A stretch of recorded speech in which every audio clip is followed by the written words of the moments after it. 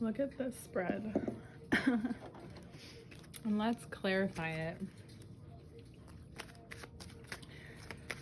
So see how the hands move from here to here, and then we have the hand coming in. Hands, hands, hands. There's all these hands. There's all these things that you're capable of and you've been doing, but you realize that maybe you want to be initiating a little bit more. That there's some expansion you want to do, but you have to check in a house first to see how you're doing.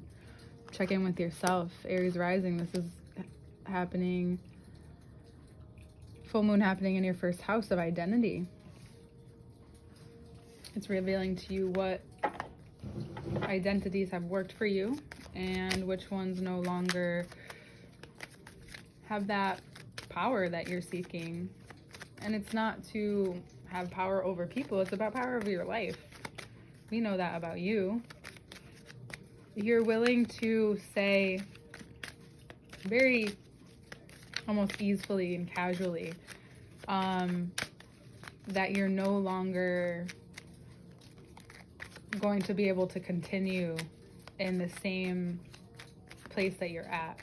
You may have to tell this to a group of people or people that you have been working with, or a position that has a lot of responsibility.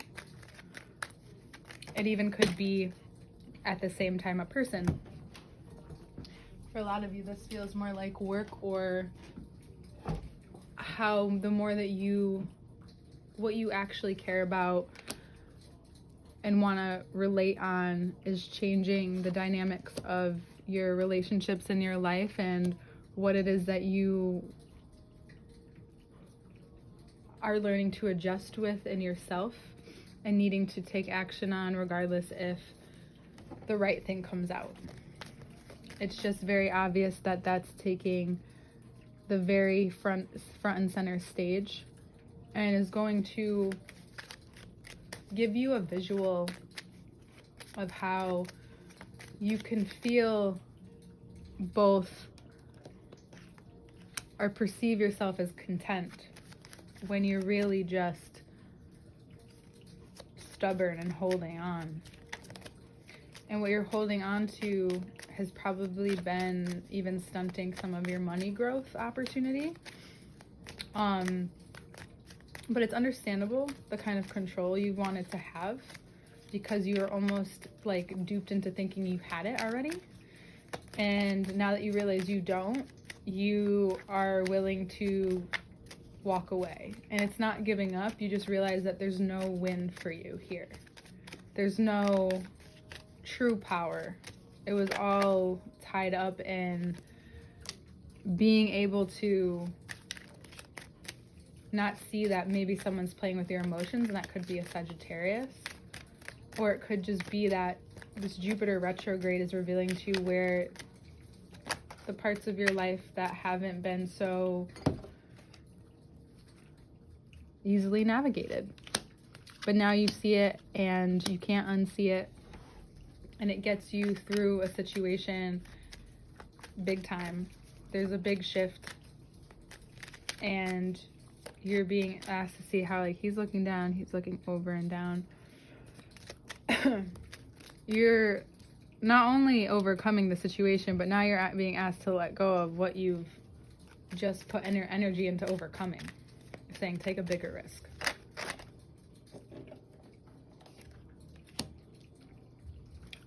Part of you may be thinking, well, I've done this before and I don't see how, I just don't see how this is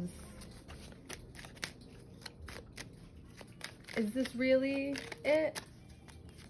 Because it looks like that is a shaky opportunity. But if you compare the Ace of Cups to the Page of Cups, or you compare even the 4 to the Page, it's like, well, if this has happened before and happened many times, it's possible that this is a long-term habit that's trying to be resolved. The biggest thing you can do, the best thing you can do, the medicine to the situation is to be vulnerable. What does that look like for you?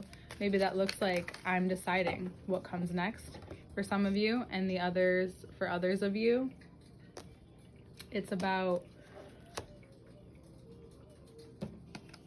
you speaking up and saying, I don't care where this brings us to and what in this conversation that we're having about our future or this future together, whether it's a work relationship or a partnership, but I'm willing to stand up for my needs and what I want out of a job. And it may not go the best of your situation, or you may feel even defensive and vulnerable after that, but you have to decide almost to go with this feeling of letting go, being honest with yourself, being open, being willing to take the risk, being willing to look out there and know that this is a big fucking place and it can be a lot sometimes. But you being in attracting situations perhaps where you have to defend yourself is actually about not defending yourself, letting others win is not you losing. It's actually you winning big this month. It's about being passive to the things that really want to bring you into their drama and situations, and you just being like, fuck that, I'm out, I said no to this. Excuse me, hold on. In the beginning, I'm not getting stuck into this. I'm not getting trapped into this again. I'm not looking past the situation. You may be being tested over and over again, and some will say it's because you're not strong enough with what you believe. Remember that gut instinct. It's about evolving now. And evolving into the new level is about learning to be able to mean what you say. Even if that means I fucked up. Even if that means giving someone a second chance. Even if it means saying you're all out of chances. It may cause you to have reckless thoughts. Being given so much freedom, but come back to what you're grateful for, what you're passionate about. And what you can draw towards you now is a relationship that doesn't have you feeling like you need to control your emotions too much. That's not a mirage. That you can actually say no to any relationship that doesn't accept you for who you are. We all have our toxic traits, but some of us just process differently. And an Aries needs to be able to express their emotions however they see fitable, as long as you're not hurting anyone. And anyone who doesn't want that for you or makes it seem like they're okay with it, but they're really not, you need to show them early. And be grateful to situations that allow that for you. Because that's only going to bring you closer to this abundance. And closer to someone who is someone who can withstand the fire. And how big you get during air seasons, especially Libra season.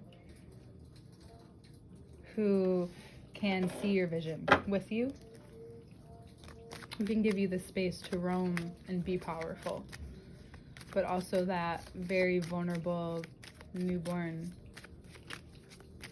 to see you excited and prosperous and enjoying your life just as much as you are determined to succeed and be in at least one area of relationships the person who leads where others have followed.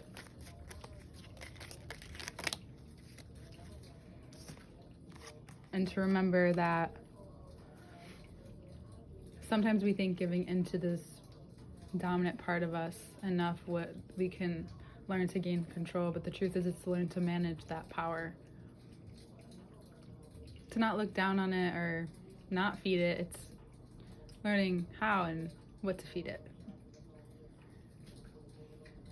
There could be plenty of people in your life who didn't accept that, and it's okay. But this more intuitive reading than looking at the transits is being very clear of where, if you give more to that growth part of you, even if it feels uncomfortable this month, how much more personal power you'll come into, which can be the driving force to where you're going and who you're going with, and also having some fun. You're coming into this month also like fruits of a very laborious task. You've also are overcoming a certain part of your shadow, or integrating or accepting a certain part of your shadow during the course of this weekend. And if you do that and allow yourself to sit with that and be patient, challenge you to be patient, what's revealed to you is a strength that you can now observe through yourself as yourself and not just hear it from other people. You realize how important it is to learn to not always have your guard up when you're surrounded by a natural cause in the relational connection system and humans and nature and what's in our nature. Maybe you find yourself wanting to look and learn about the roots and more indigenous aspects. You also may find that what has been revealed to you last 2 months ago is now coming back around, and by the 8th, Venus in Leo served its purpose on seeing what you've maintained thus far and what is actually, and you're actually capable of adding.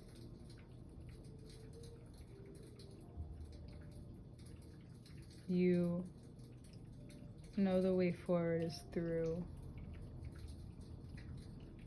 and you're a kind of fearless that is both agile and sensitive right now.